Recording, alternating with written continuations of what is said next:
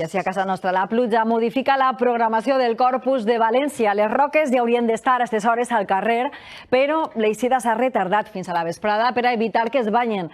El que ja està enllestit són els monuments florals i també el tapís que presidirà tots els actes a la plaça de la Mare de Déu. Lavanda, camamila, pètals de roses i girassols. A Villena han elaborat este tapís de 180 quilos de flor que presidirà els actes d'una edició més que especial del Corpus de València, la que fa 700. Sota paraigües ja acumula mirades i anuncia que la Moma i els cirialots estaran a la plaça este cap de setmana. La flor és protagonista també al llarg del recorregut de la processó, una tradició recuperada i que el Gremi de Floristes materialitza avui. 7 monuments per a retre homenatge als 7 segles d'història de la festa grossa.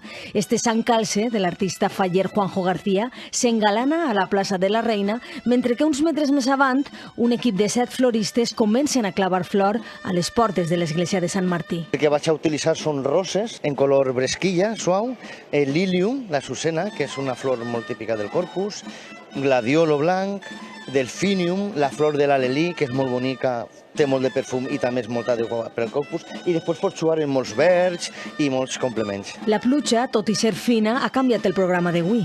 Les roques i el bestiari s'han quedat protegits a casa unes hores més i a poqueta nit enfilaran el camí cap a la plaça de la Mare de Déu.